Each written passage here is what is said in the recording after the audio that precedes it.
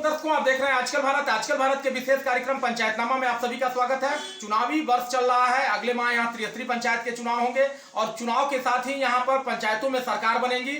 हर पंचायत का मुखिया होगा और यही मुखिया अगले 5 वर्षों तक पंचायत के विकास को लेकर के जवाबदेह होते हैं यहाँ के जनता के प्रति। आज हम लोग पहुंचे हुए हैं पंचायतनामा की कड़ी में। जीरादेई प्रखंड का पंचायत है या चंदौली गंगौली। यहाँ एक बहुत ही वरिष्ठ समाजसेवी है जिन्हें यहाँ की जनता ने अपना शेष नवतन आशीर्वाद दिया है और इन्हें मुखिया बनाया है। और आज हम लोग से जुड़ गए हैं, मुखिया पुत्र हैं और लगातार युवा समाजसेवी हैं, लगातार लोगों के बीच रहे हैं और लोगों के हर दुख सुख में कंधे से कंधा मिलाकर चलने का काम इनका होता है। इनके द्वारा कराए गए कार्य आज भी दिखाई दे रहे हैं। नल जल योजना हो, जल जीवन हरियाली हो, राशन हो, किरासन हो, पेंशन हो, हर मामलों में इन्होंने जनता के प्रति जो इनकी जवाबदेही है उसे पूरा किया है। इस बार भी चुनाव में बड़ी मजबूत दावेदारी है, जीत के प्रति आश्वस्त है। इनका कार्य धरातल पर दिखाई दे रहा है और इन्हीं विकास कार्यों के बदौलत इस बार फिर ये जनता की अदालत में है। मिलेंगे, जानेंगे इस बार चुनाव में इनका कौन कौन सा मुद्दा। आपका हमारे चैनल पर स्वागत है। जी नमस्कार। सबसे पहले मैं अपनी पंचायत की महान जनता को होली, शब बारात, रामनवमी और रमज़ान की हार्दिक बधाई देता हूं कि सबका ये त्यौहार अच्छे से बने, आपस में मिल बांट के बने। आपके पिता मुखिया हैं और आप पर लगातार आपके विरोधी आरोप लगाते हैं कि आप लोगों ने जो विकास किया है उस विकास में आप अपने चहेतों को वरीयता देते हैं, अपने जो समर्थक हैं उन्हीं के पास विकास की रोशनी पहुंचाते हैं। इस पर आपकी क्या प्रतिक्रिया है? इस पर मेरी यही टिप्पणी रहेगी कि अगर कोई सड़क बनता है तो सड़क पे तो सबको ही चलते हैं। अगर नल जल का पानी है तो वो तो सबके घर पहुँचता है। देखिए, हमारी प्राथमिकता सबसे पहले पंचायत की गरीब जनता है, उसके बाद से कोई है। और ये पूरी पंचायत मेरे परिवार की तरह है और सबको मैं वरीयता देता हूँ। ऐसा नहीं है कि किसी को ज़्यादा किसी को कम, सबको बराबर, सबको प्राथमिकता दी जाती है। अगर आपको इस बार भी चंदौली गंगौली की जनता जनादेश देती है, मुखिया बनाती है, तो अगले जो 5 वर्ष का कार्यकाल है उस कार्यकाल में कौन कौन से कार्य आपको करने हैं? इसमें मेरी सबसे पहली वरीयता रहेगी शिक्षा के क्षेत्र में और उसके बाद से मेडिकल के क्षेत्र में, क्योंकि मेडिकल का बहुत बड़ा इशू है यहाँ पे। अगर कोई इमरजेंसी पड़ता है तो लोगों को यहाँ से 22 किलोमीटर दूर जाना पड़ता है।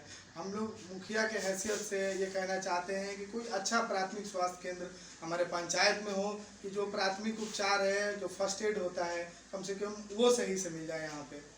इन 5 वर्षों के कार्यकाल में आपने कौन कौन से ऐसे कार्य हैं, कुछ कार्य आप गिनाइए जिसे यहाँ की जनता के बीच आप लेकर के जाएंगे।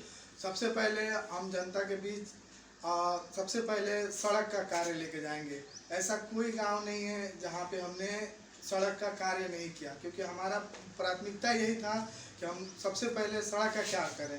ठीक है, कुछ सड़कें छूट गई हैं 5 साल के अंदर, वो भी प्राथमिकता रहेगी कि आने वाले वर्षों में वो उसका भी कार्य पूरा हो। उसके बाद से नल जल का कार्य हो गया और सबसे लोगों का जो मतलब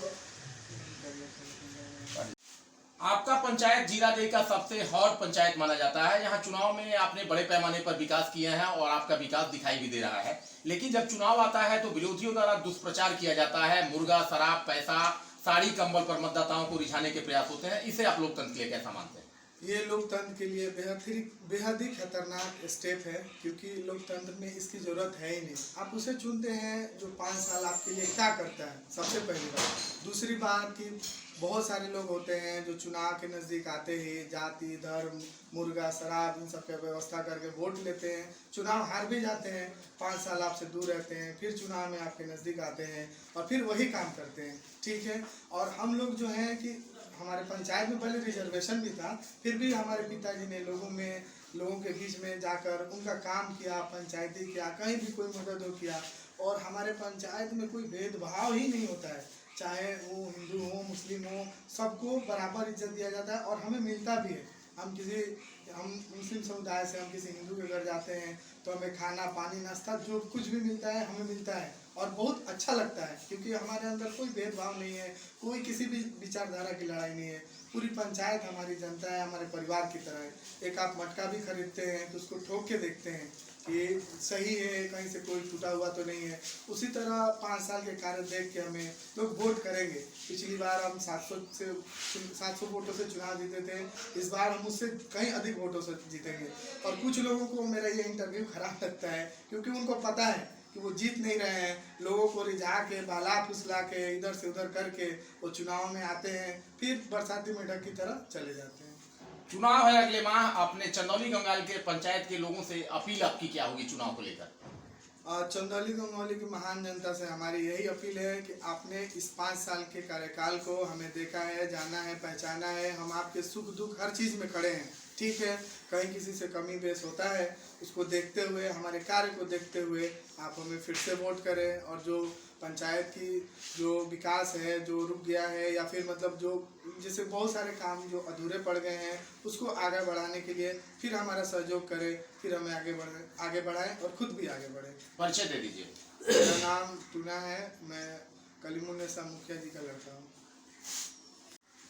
ओके, तो दोस्तों दर्शकों, आप लोगों ने देखा ये चंदौली गंगौली की मुखिया कलीमुन्नेसा के पुत्र थे, और लगातार यहाँ ये युवा नेता भी हैं, यहाँ लगातार लोगों के बीच रहे हैं। लोगों का जो 12 बजे रात हो या 12 बजे दिन, 4 बजे भोर, जब भी यहाँ की जनता इन्हें बुलाती है, जनता के हर सवालों पर खड़ा उतरना इनका काम होता है। और इस बार भी ये चुनाव मैदान में बड़ी मजबूती से जीत के प्रति आश्वस्त है। इनका काम बोल रहा है, और काम के बदौलत ही जनता की अदालत में जाएंगे और फिर जीत करके आएंगे। कैमरामैन इमरान साथ, मैं अशोक कुमार पांडे, आजकल भारत सीमा।